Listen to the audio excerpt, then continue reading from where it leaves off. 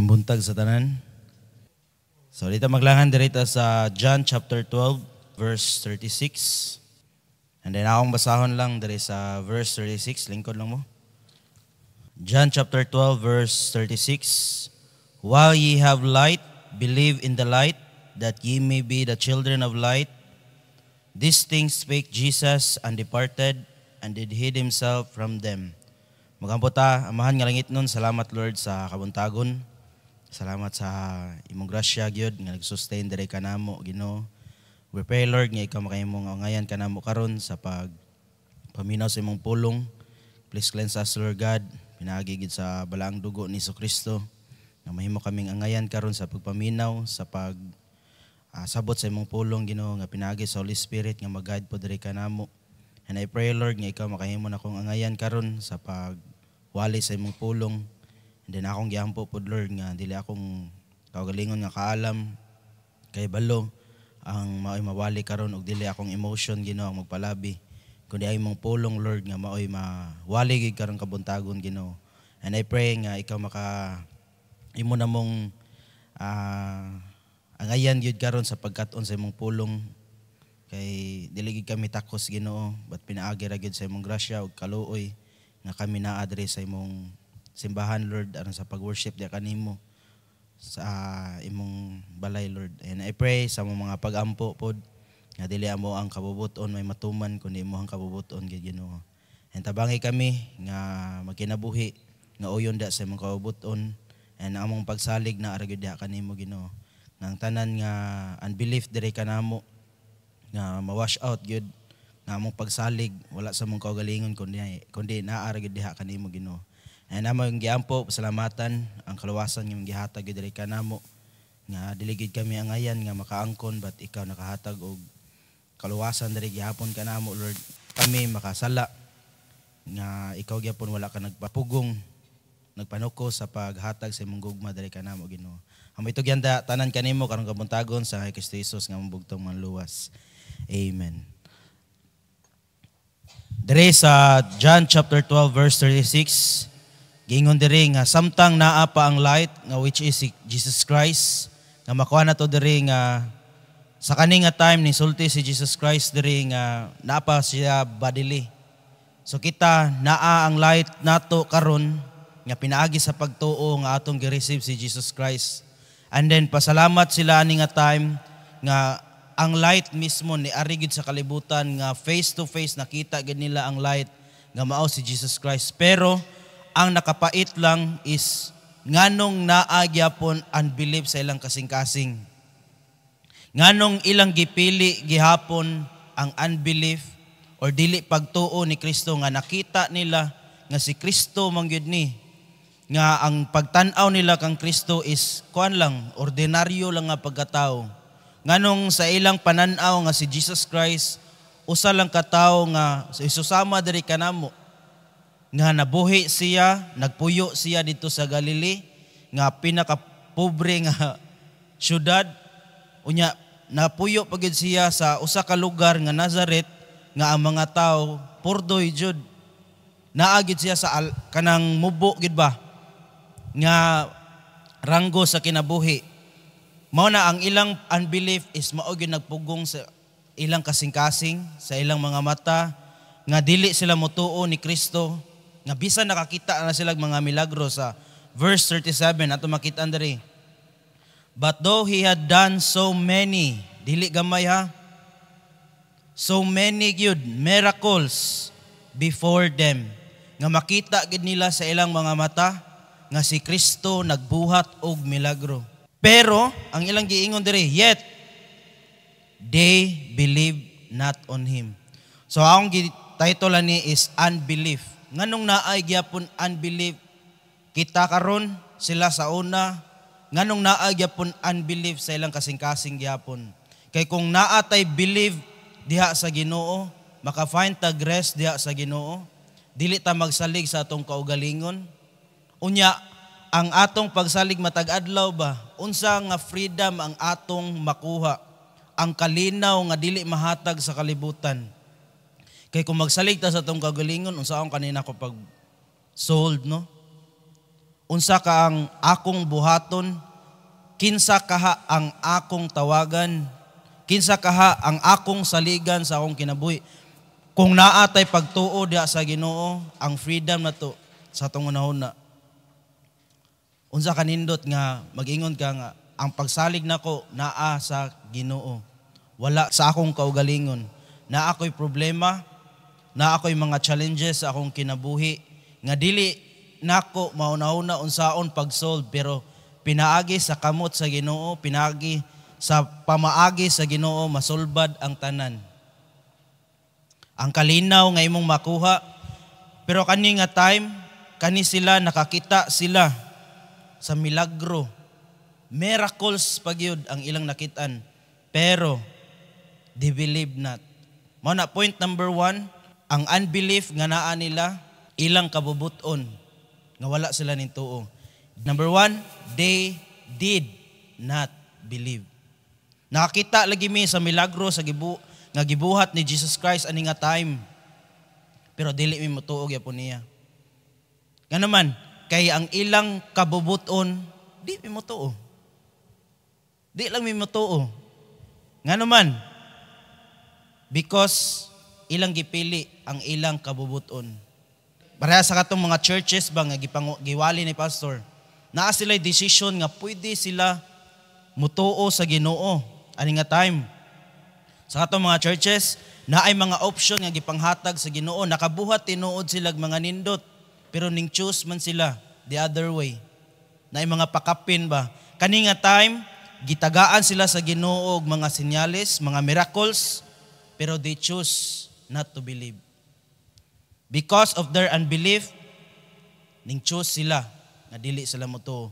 Doon nakakita sila sa milagro. Kita ang pinakadako nga milagro nga gihatag sa Ginoo diri nato, isang atong kaluwasan. Imposible na kaayo nga maluwas tungod sa sala nga atong na-inherit. Tungod sa sala ang atong pagabuhaton matag adlaw sa atong kinabuhi, every minute sa atong kinabuhi. Pero ang milagro sa Ginoo, imposible para nato. But pinaagi sa pinakadako nga milagro nga gihatag sa Ginoo diri nato nga ang atong kaluwasan, nga do maadto ta sa impierno unta padung na gyud sa kalaglagan, but pinaagi sa gugma sa Ginoo makaangkon kag kinabuhing walay katapusan. Salamat ana nga milagro.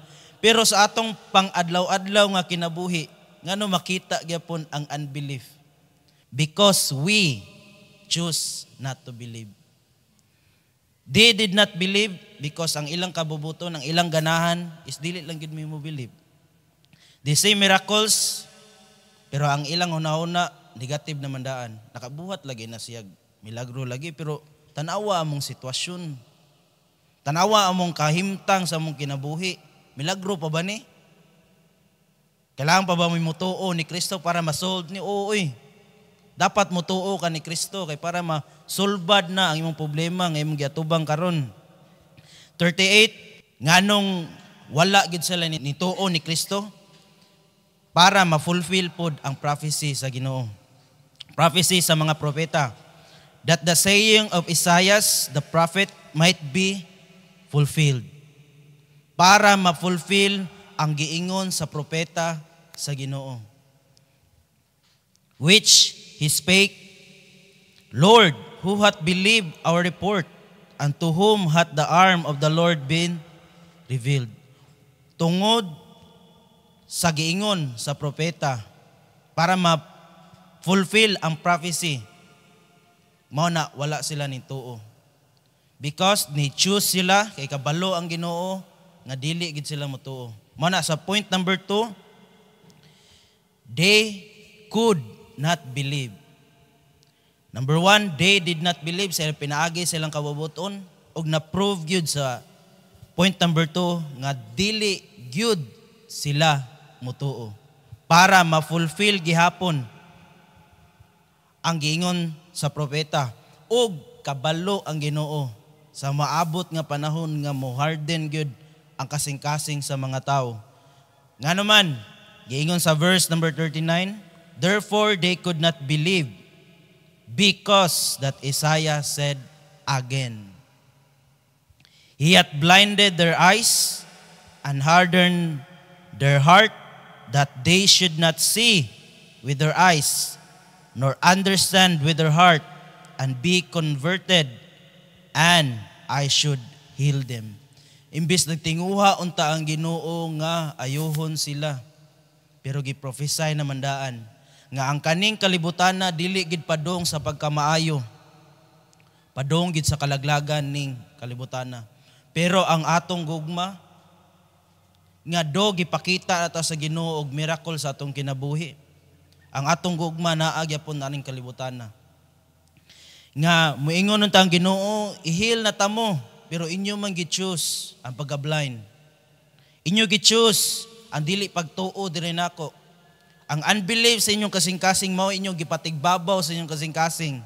Wala niyo tuhui ang akong mga milagro nga akong gipanghatag ninyo. Akong gipakita ninyo ang Bible nga imposible kayo nga mapunta diha nimo. Pero karon nagibasa na nimo matag adlaw. I hope gi-apply po nimo matag adlaw. Nga naa na tay access sa Ginoo nga pinaagi sa pag-ampo sa Ginoo, pinaagi sa Holy Spirit, pero wala na to gamita ang kana nga power.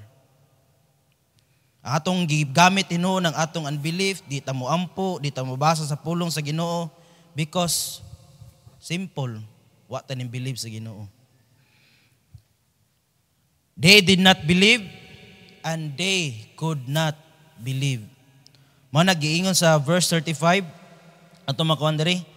Then Jesus said unto them, yet a little while is the light is with you. Walk while ye have the light, lest darkness come upon you. Okay, because absence of light, of course, ang darkness gyud ang mo kuyanap gyud. For he that walketh in darkness knoweth not whither he goeth. So di kita sa atong sayop, di ta kita sa atong mga loopholes na to, kundi ta magpaduol diha sa light. Kaya di kita kabantay nga nahugaw na dita kung naata sa kangit-ngit. Pero kung magpaduol ta sa light, gingon diri, while ye have the light, ani nga time, pero kita karon naagid nato ang light.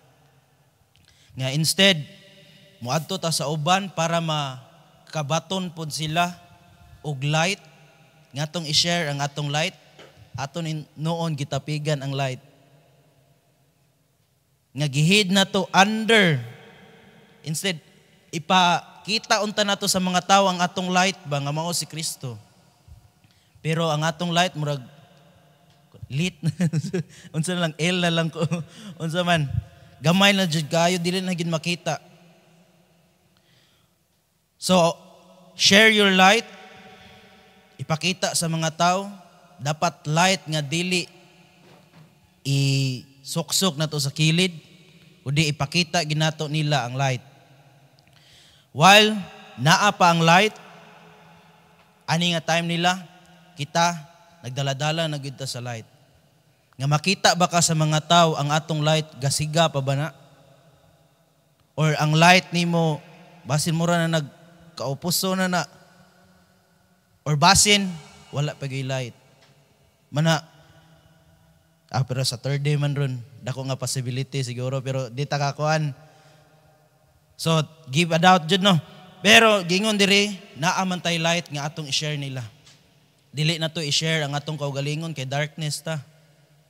Way makita nga kahaya gid diri nato.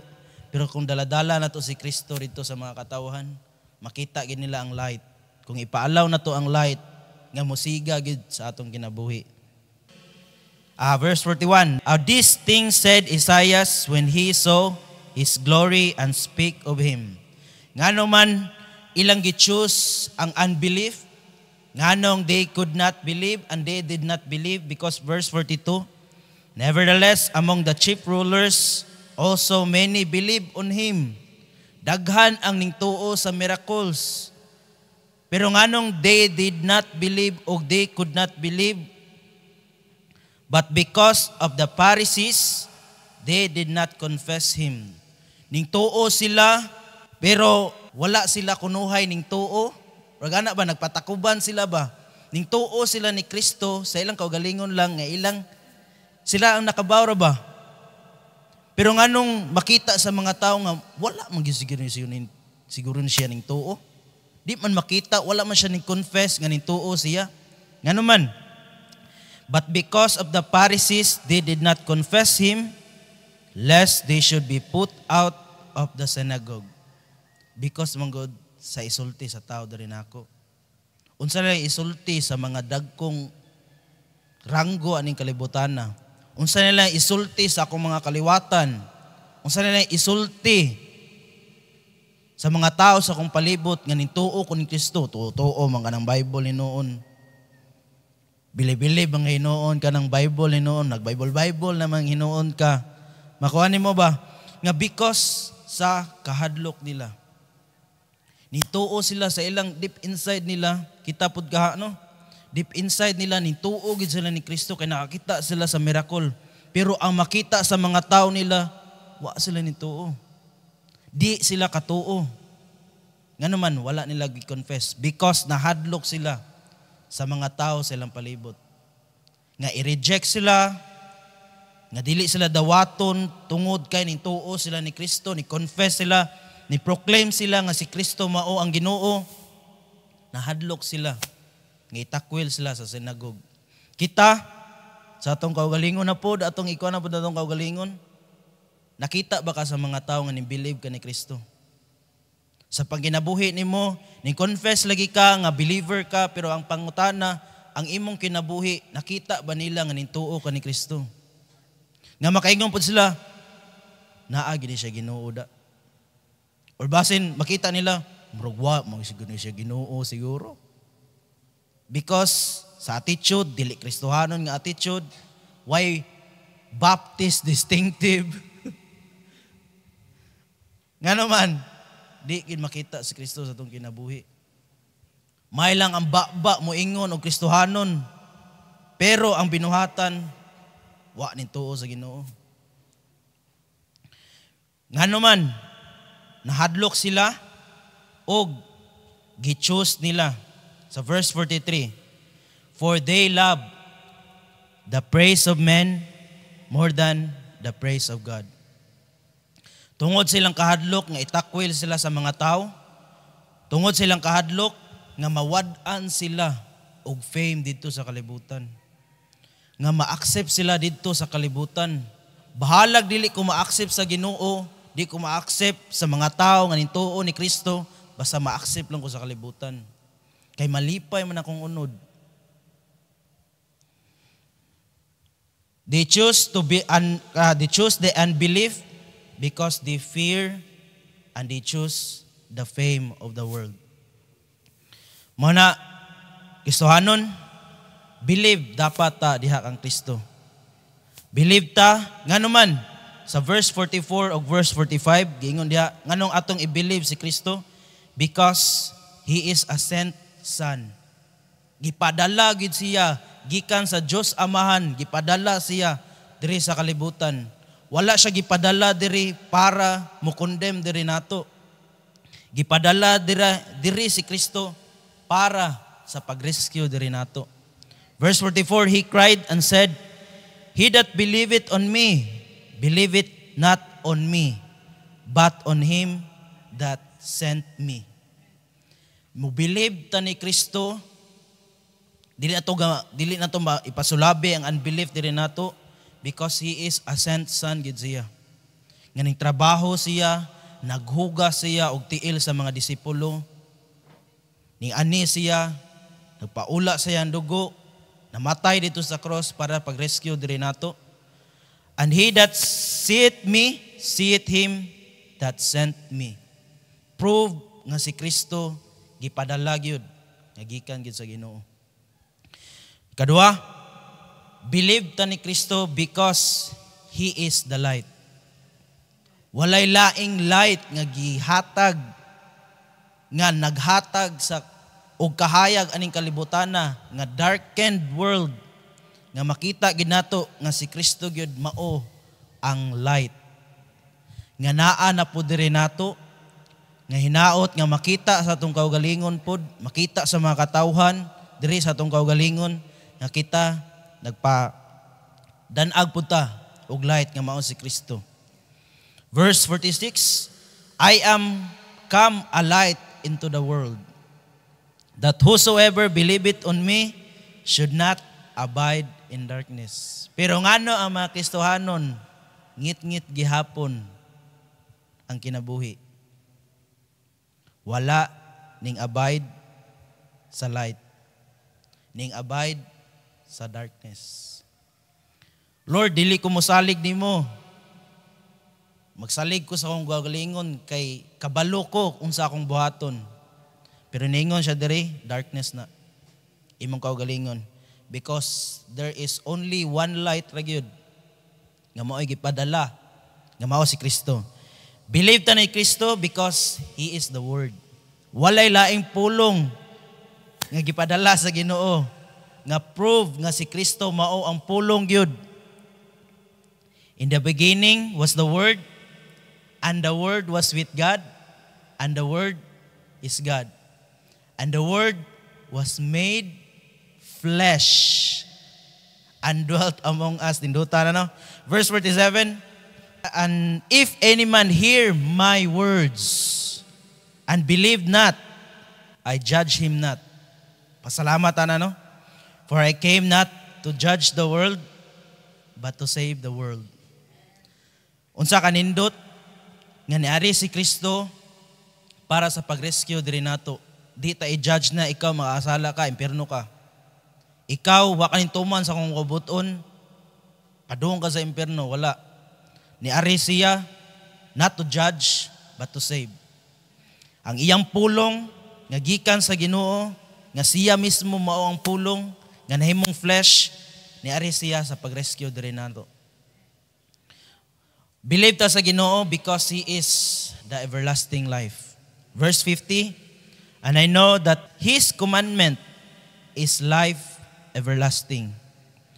Whatsoever I speak, therefore, even as the Father said unto me, so I speak. Siya ang everlasting life. Kita, eternal death ginatoa. Pasalamat ta nga naay Kristo nga niari, nga gipadala nga nahimong light sa kalibutan, nahimong pulong, siya ang pulong, nahimong flesh, o siya, gidala niya ang everlasting life. Dili na to pasulabihon ang atong unbelief. Kay man na, nasulat na, o na-fulfill na. I hope din na to ipadayon sa atong kaugalingon ng unbelief. Atong pilion ang pag-believe sa Ginoo, dili na to pilion ng unbelief, para makatuo kita diha sa Ginoo. Di na to i-choose bahalag, ayaw pasulabihan imong kahadlok, bahala na unsay sulti sa mga tao diha nimo. At the end of the day, dili gid magmatter unsay isulti sa mga tao diri nato. Ang magmatter gyud unsay isulti ni Kristo diha nimo. Moingon ba siya, well done, my good and faithful servant? O basi mo yan, sood na diri, padlungon man ka. Pasalamat ta nga nay pulong sa Ginoo na pulong sa Ginoo nga magpa-reminder nato nga dili gid magmatter unsay imong rank aning kalibutana, unsay isulti sa mga tao da nimo, may kwarta ka o wala. Pero ang Ginoo mo provide man gyud sa mga tao nga mosunod da niya. Pasalamat ta nga wala na to gi-choose ang fame aning kalibutana. Kay kung ning-choose pata sa fame aning kalibutana, di ta makita ang dariron ay. Every day sa atong kinabuhi, nagyud tay decision nga pilion. Mubasa ba ka sa Bible? O mudiretso lang kag mata? Mudo sa imong gusto nimong buhaton? Or mugampo ka? Magpasalamat ka sa Ginoo, mubasa ka sa iyang pulong, mo-apply ka sa iyang pulong. Para ang unbelief dili mapunta diri nato. Para ang unbelief dili mo continue diri nato. So I hope namo nakatunan ron. Magampo ta Ginoo, salamat Lord sa kabuntagon. And salamat sa pag-remind diri kanamo Ginoo nga kami nga mga tao amo gigi-choose ang dalan ning kalibutana dili gid mi padulong sa pagkamaayo. Padong gid kami sa kadautan, Lord, but pinaagi ni Kristo nga imong gipadala dahil kalibutan na, Lord, nga i-rescue me para maka-believe kami di kanimo. Nagpasalamat kami, Lord, nga imong gihatag yun si Jesus Christ para imong pagtuo, Lord, nga mapunta diri kanamo. Ang imong mercy, ang imong grasya nga among ma-experience, good Lord, samtang kami mga buhi pa. Aning kalibutan na, Lord. Salamat kayo sa imong gugma, good, nga walay paglubad. Nga imposible kayo nga higugmaon mi, pat pinaagi sa imong gugma. Nga maoy na imong pundasyon ginamo, Lord, nga among ma-share imong pulong. Nga mulab kami da sa imong pulong. O labi na gid, Lord, nga maka-worship kami diha kanimo sa imong presensya, Lord. Nagpasalamat kami sa imong pulong pod karon nga nagpa-remind ka namo nga dili kami mahadlok sa isulti sa mga tao ug di na nimo pilion, Lord, ang kalibutan nga maghatag ka namo og fame nga mas pilion namong kalibutan, but pinaagi sa imong gugma, pinaagi sa imong pulong nga ma-reminded kami, Lord. Salamat kaayo sa imong Holy Spirit nga mag-guide ka namo. Pasabot ka namo sa imong pulong, Lord. And I pray nga ikaw maka-continue ka namo sa pagiya o ikaw maka-empower ni Pastor, Lord God, sa pagwali sa imong pulong. Amoy tugyan tanan diha kanimo sa nga Kristo Jesus nga magbugtong manluwas. Amen.